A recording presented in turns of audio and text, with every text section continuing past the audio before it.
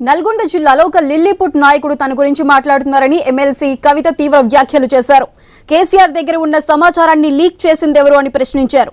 కేసీఆర్ లేకుండా లిల్లీపుట్ నాయకుడు ఎవరని మండిపడ్డారు కవిత. నల్గొండలో బీఆర్ఎస్ పార్టీ నాశనం చేసిన ఒక లిల్లీపుట్ నాయకుడు ఆమెవరు ఈమెవరు అని మా గురించి మాట్లాడుతూ ఉన్నారంటే మరి ఆయనకు ప్రోత్సాహం ఇస్తున్నది ఎవరో కూడా ప్రజలు ఆలోచించుకోవాలి. ఎన్నడూ ప్రజా ఉద్యమాలు చేయలే. కేసీఆర్ గారు లేకపోతే మరి నువ్వెవరు అది కూడా ఆలోచించుకోవాలి కదా. కేసీఆర్ గారు లేకపోతే బీఆర్ఎస్ పార్టీలో ఉన్న ఏ నాయకుడైనా ఎవరు? ప్రజలకు మనందరినీ పరిచయం చేసింది కేసీఆర్ గారే కదా. మనలో మనం కన్ఫ్యూజన్ ఉన్నప్పుడు ఇష్టం వచ్చినట్టు మాట్లాడుకోవచ్చా?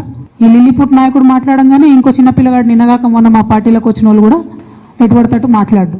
అసలు ఎవరు మీరు? మీకు తెలంగాణ ఉద్యమంతో సంబంధం ఏంది? బీఆర్ఎస్ అధికారంలోకి వచ్చినాక బీఆర్ఎస్లోకి వచ్చి పదవులు పొంది ఉల్టా నా మీదనే మాట్లాడతారా మీరు? చిన్న పిల్లగానివి చిన్న పిల్లగానిలా ఉండు బాబు. నువ్వు పెద్దవాళ్ళ విషయాల్లో తలదూర్చకు. కేసీఆర్ గారు నాకు తండ్రి.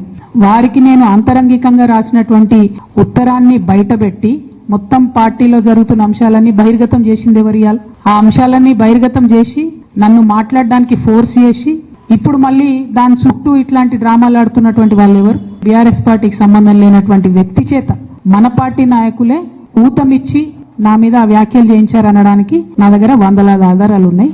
ఖచ్చితంగా అది టైం వచ్చినప్పుడు బయటపడుతుంది, ప్రజలకు కూడా అర్థమవుతుంది.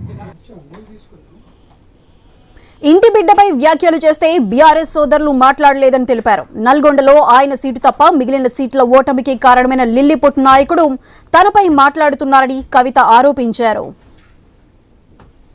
ఇవాళ నల్గొండ జిల్లాలో ఒక సీటు కూడా రాలే. ఆయన సీటు సావుదప్పి కన్నులు ఉట్టవైన చందంగా చివరి నిమిషంలో అనుకోకుండా గెలిచినటువంటి సీటు. అనుచితమైనటువంటి వ్యాఖ్యలు ఒక ఇంటి ఆడబిడ్డగా నా మీద చేస్తే యావత్ తెలంగాణ బాధపడి అనేక మంది ఎక్కడికక్కడ డైరెక్ట్ గా రియాక్ట్ అయినారు. మరి ఏమైందో ఏమో నాకు తెలియదు కానీ బీఆర్ఎస్ పార్టీలో ఉన్న అన్నదమ్ములకు వాళ్ళు మాత్రం ఎవరు రియాక్ట్ కాలేదు. ఎందుకు కాలేదు అన్నటువంటి విషయం ఒకటి ఆలోచించాలి. ఇవాళ నేను చాలా నిర్దిష్టమైన సమాచారంతో చెప్తున్నా. ఆ వ్యాఖ్యల వెనుక ఒక బీఆర్ఎస్ పెద్ద నాయకుడి హస్తం ఉన్నది. అందుకనే బీఆర్ఎస్ పార్టీ నాయకులు ఎవరు కూడా రియాక్ట్ కాలేదని చెప్పి నేను బలంగా నమ్ముతా ఉన్నాను. ఆ కుట్రలు చేసిన పెద్ద నాయకులు ఏమనుకుంటున్నారంటే నా దగ్గర ఎవరో 10 మందిని పెట్టి నా దగ్గర జరిగే అంశాలు సమాచారం తెలివితేటలు ప్రదర్శిస్తున్నారు. కానీ ఆ బాగా పెద్దగా ఉన్న నాయకుడికి అర్థం కావాల్సింది ఏంటంటే అక్కడేం జరుగుతుందో కూడా నాకు సమాచారం వస్తూనే ఉంటుంది. సో మీరు ఏ టైంలో ఎవరిని కలిశారు, నా మీద వ్యాఖ్యలు చేయడానికి మీరు ఎవరిని ప్రోత్సహించారు, మీరు ఎంత కింద స్థాయికి దిగజారి ఒక ఆడబిడ్డ మీద అటువంటి వ్యాఖ్యలు చేయించారు, ఇవన్నీ కూడా నేను చూస్తున్నా, గమనిస్తున్నా. నేను బలంగా కర్మ సిద్ధాంతాన్ని నమ్ముతున్నా. నేను మళ్ళీ చెప్తున్నా, ఇవాళ మీరు నన్ను ఒంటరి చేసి ఏదో చేయాలని అనుకోవచ్చు, నా మీద ఇటువంటి వ్యాఖ్యలు చేపించి శునకానందం పొందొచ్చు టెంపరీగా. కానీ దేవుడు అనేవాడు ఉన్నాడు. ఖచ్చితంగా అది మీకు తిరిగి కొట్టే సమయం వస్తుంది.